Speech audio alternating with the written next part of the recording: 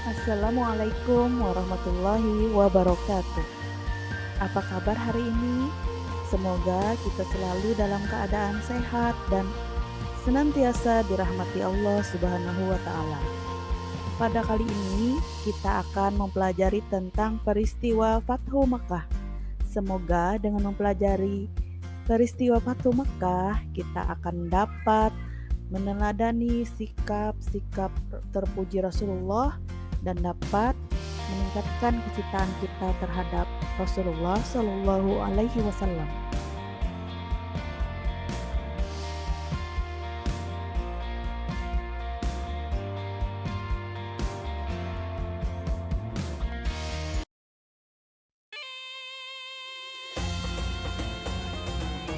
Pada tahun ke-6 Hijriah, tepatnya bulan Zulkaidah, Nabi dan para sahabatnya di Madinah hendak melakukan ibadah haji di Mekah. Dalam perjalanan, mereka dihadang oleh kaum Quraisy, tepatnya di daerah Hudaybiyah. Rasulullah dan sahabat dilarang datang ke Mekah. Kemudian, Nabi Muhammad mengutus Utsman bin Affan untuk menjelaskan maksud dan tujuan ke Mekah adalah untuk beribadah haji dan mengunjungi saudaranya di Mekah. Kan tetapi Rasulullah dan sahabat tetap tidak boleh masuk ke kota Mekah. Kemudian terjadilah perundingan yang menghasilkan sebuah perjanjian yang dikenal dengan nama Perjanjian Hudaybiyah.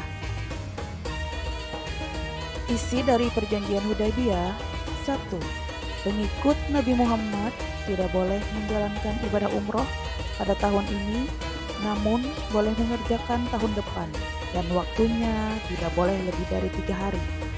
Kedua, menghentikan permusuhan dan tidak saling menyerang dalam waktu 10 tahun. Ketiga, pengikut Nabi Muhammad adalah kembali ke Mekah dipersilahkan untuk bergabung dengan kaum Quraisy. Keempat, menolak orang kaum Quraisy yang hendak menjadi pengikut Nabi Muhammad ke Madinah. Yang kelima, memberikan kebebasan kepada suku-suku Arab untuk memilih bergabung dengan Rasulullah atau kaum Quraisy. Perjanjian Hudaybiyah telah membuat Madinah dan Makkah menjadi aman karena tidak ada pertikaian dan peperangan.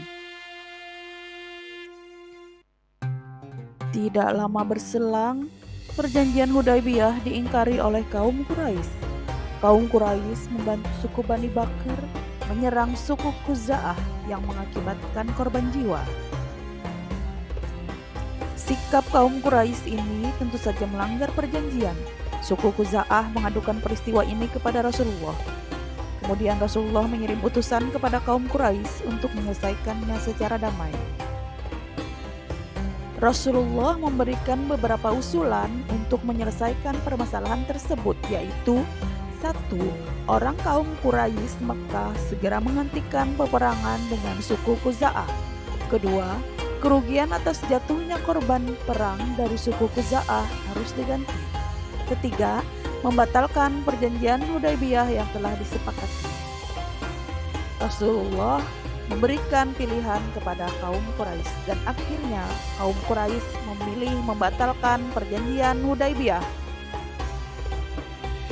Setelah kaum Quraisy memilih membatalkan perjanjian Hudaybiyah, Rasulullah bersiap menghadapi kaum Quraisy, mengumpulkan para sahabat dengan jumlah 10.000 orang. Mereka bersiap dan teguh untuk membela Rasulullah sekaligus berangkat ke Mekah.